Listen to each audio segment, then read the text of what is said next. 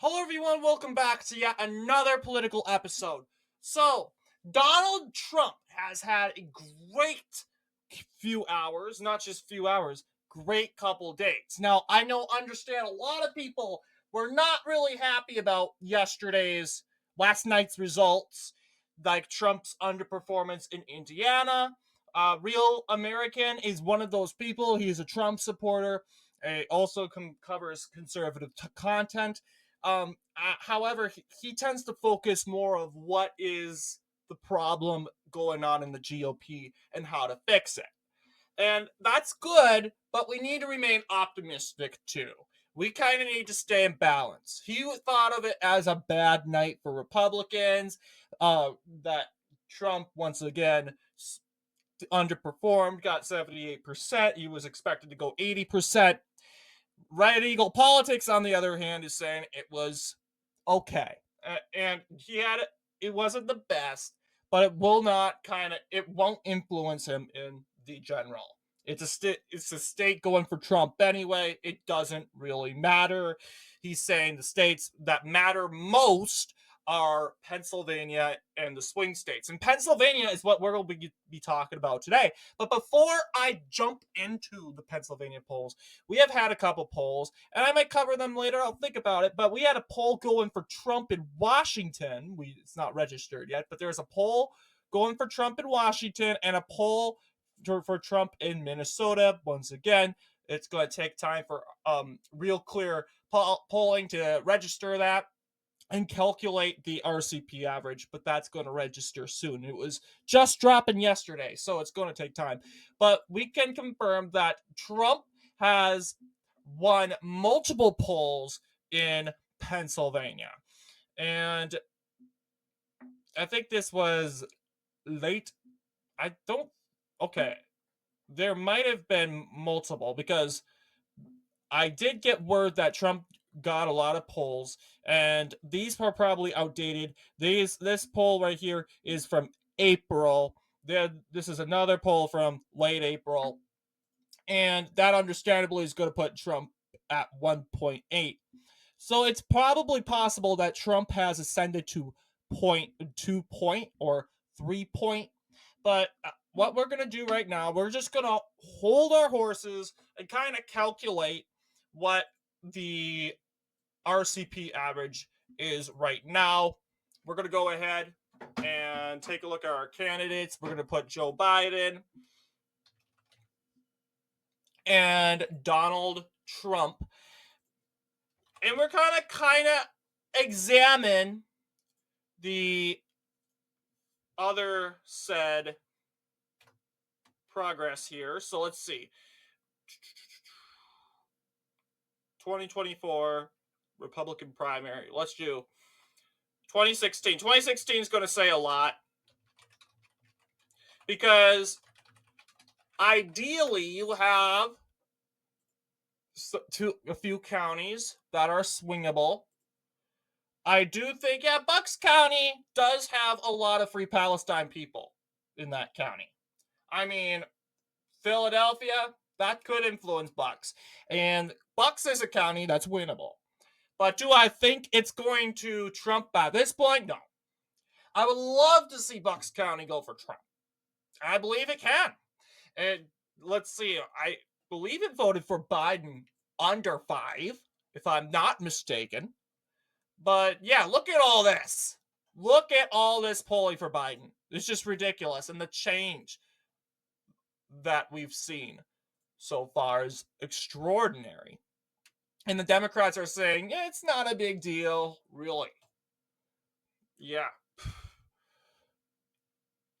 Yeah, they're making a big mistake. So 4.37, I think Biden's going to end up carrying Bucks just barely. Barely. And maybe it will change once those polls are registered in to RCP. But I'm hoping that we could flip Bucks. I mean, it would definitely help Trump because Bucks is a county with a great population here, and it's probably the most conservative county in the Philadelphia metro. Okay, it's been a former Republican stronghold, but ideally it's been more liberal thanks to the constant, what I like to call it, as you know, propaganda. And of course, Philadelphia, because Philadelphia is radicalized. People go out of Philadelphia and they influence counties like Montgomery, another very popular former Republican stronghold that went totally Democrat. It's polling like, let's see, it's polling like close to 60% Democrat, but counties like Montgomery, it's the third most Democratic. This county formerly was, let's see, yeah, it was a Republican stronghold for much of the 80s, and then the 90s, it totally went Democrat. So, interestingly enough, Bucks County, I believe, was somewhat conservative. Yeah, it was the same deal. But I would argue that Montgomery was definitely more conservative than Bucks. Um, I don't know why. I think they're more fiscally conservative though. They're like 60%. But I'm get once again, what's the prediction going to be? I like I said, it's very hard to say. Very hard. I could say, oh, Trump wins a few. Trump could win Bucks County at the end of the day. I'm saying Erie and Northampton counties, they're going to go for Trump. But when you look at those counties, that's what I'm saying. This is what the map has looked like formally in our predictions regarding Pennsylvania. This is our former map, the 2016 results. And the 2016 results saw Trump gain Pennsylvania less than a point. Less than a point. Now, realistically, Trump's polling is much better in this election. And who knows? He might actually pull and do even better and pull an upset and win, get away with Bucks County. That would be great to see. But taking a look, yes, this is less than a point. 0.72%. I think I've mentioned that in other videos. But going to other previous races, yes, there has not been recent races where Pennsylvania voted for Republicans. The most recent would be in the down ballot races in 2020. We've seen Stacey Garrity win the state treasurer election. She managed to win by close to 1 point. But really, I think this would probably looks like this. And it's super hard for me to say. Sure, college counties could influence it, but yeah, Bucks. I gotta do more research in former other predictions to see where uh colleges lay, because colleges could really influence college counties could really influence the election. Like Center County, I don't know if they have a college there. That could very well influence like that county. I don't know Center County. I want to research what is keeping that county blue. I don't know if they have a major city. I don't know if it's spelled. Yeah, it's Center County.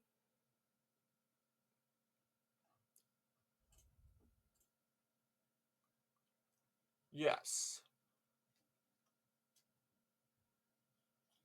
Okay.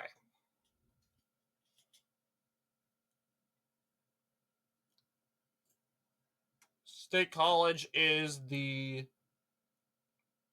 I think this must be a college city county because, as you know, college, but that doesn't really mean much.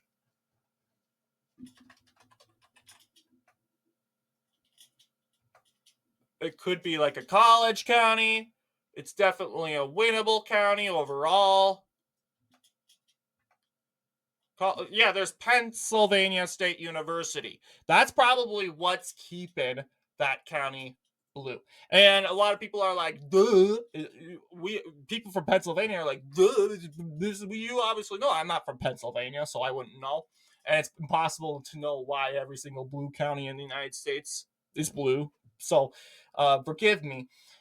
But yeah, this 6,000. I think that would be enough to kind of tilt Center County.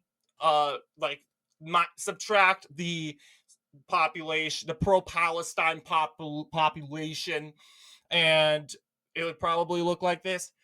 I am really hoping, but that's the case. Other counties that are tossed up that include a possible flip. This is 100% 2020 for you, but we're going to do margins. Northampton, Bucks County. I would love to know why Bucks is blue. I just told you, Philadelphia. And supposedly that's an indicator of what helps flip PA.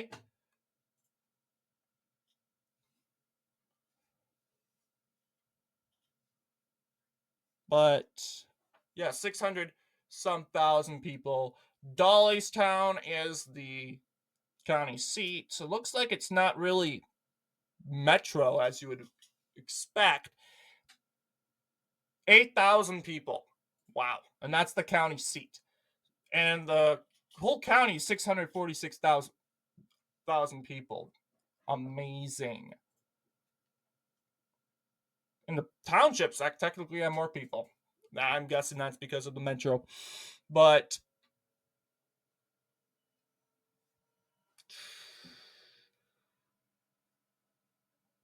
I say it's possible.